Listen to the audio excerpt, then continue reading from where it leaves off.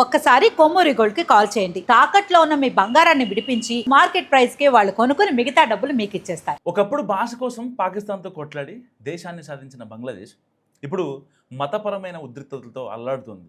ఢాకా వీధుల్లో వేలాది మంది హిందువుల చేతుల్లో జ్యోతులు పట్టుకొని జై శ్రీరామ్ అంటూ నినాదాలు చేస్తున్నారు. ఓ 5 ఏళ్ల క్రితం ప్రశాంతంగా కనిపించే నగరంలోని ప్రధాన సెంటర్లు ఆ తర్వాత నిరసనల కేంద్రాలుగా మారిపోతూ వచ్చాయి. ఇంతకీ బంగ్లాదేశ్లోని హిందువులు ఎందుకు వీధుల్లోకి వస్తున్నారు?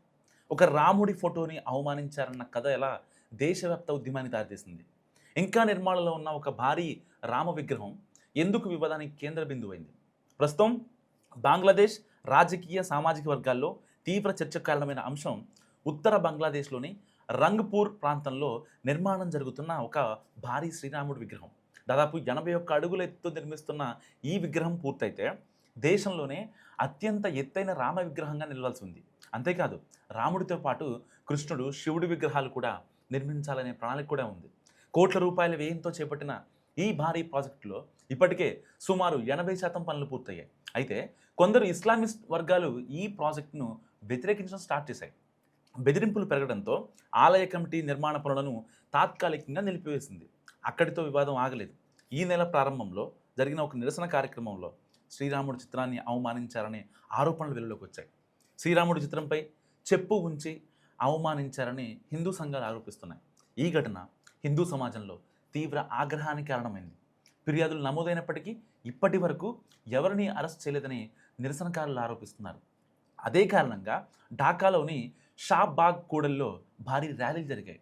వేలాది మంది హిందువులు వీధుల్లోకి వచ్చి న్యాయం కోరుతున్నారు. బాధ్యులను వెంటనే అరెస్ట్ చేయాలని ప్రభుత్వానికి గడువు కూడా విధించారు. ఈ ఘటనను అర్థం చేసుకోవాలంటే బంగ్లాదేశ్ చరిత్రను కొద్దిగా వెనక్కి వెళ్ళి చూడాలి. 1971లో పాకిస్తాన్ నుంచి విడిపోయి బంగ్లాదేశ్ ఏర్పడినప్పుడు లౌకికవాదం దేశానికి ప్రధాన సూత్రంగా ఉండేది. అయితే తర్వాతి దశాబ్దాల్లో రాజకీయ పరిణామాలు, మతపరమైన ప్రభావాలు దేశ సామాజిక నిర్మాణాన్ని క్రమంగా మార్చేశాయి. ప్రస్తుతం బంగ్లాదేశ్ జనాభాలో హిందువులు సుమారు 8% మాత్రమే ఉన్నారు. 1971 స్వాతంత్ర సమయంలో ఈ సంఖ్య 14% ఉండేది. కానీ వలసలు, సామాజిక ఒత్తిళ్లు, భద్రతా ఆందోళనల కారణంగా వారి సంఖ్య క్రమంగా తగ్గుతూ వచ్చింది. సో ఇప్పుడు కొన్నేళ్లుగా బంగ్లాదేశ్లో హిందూ దేవాలయాలపై దాడులు, పూజా కార్యక్రమాల సమయంలో ఉద్రిక్తతలు, ఆస్తులపై దాడులు లాంటి ఘటనలు అప్పుడప్పుడు వెలుగులోకి వస్తూనే ఉన్నాయి. ముఖ్యంగా రాజకీయ అస్థిరత పెరిగిన సందర్భాల్లో మైనార్టీల భద్రతపై ప్రశ్నలు తలెత్తున్నాయి. 2026 తొలి 3 నెలల్లోనే 100కు పైగా మతపరమైన హింసా ఘటనలు నమోదయ్యాయని రికార్డ్స్ చెప్తున్నాయి. అందుకే ఇప్పుడు జరుగుతున్న ఈ నిరసనలు కేవలం ఒక దేవుడి ఫోటోని అవమానించారనే అంశం చుట్టూ మాత్రమే తిరగట్లేదు.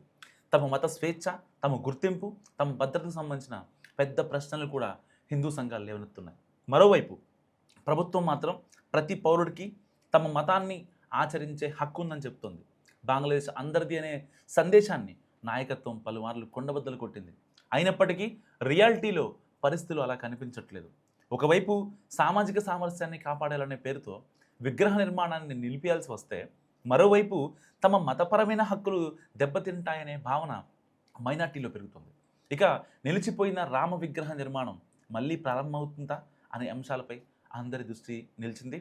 ప్రస్తుతం ఢాకా వీధుల్లో వినిపిస్తున్న నినాదాలు కేవలం ఒక రాముడి విగ్రహం కోసం మాత్రమే కాకుండా బంగ్లాదేశ్లో మైనార్టీల భద్రత, మత స్వేచ్ఛ, సామాజిక సమానత్వంపై జరుగుతున్న పెద్ద చర్చకు ఉదాహరణగా నిలుస్తున్నాయి.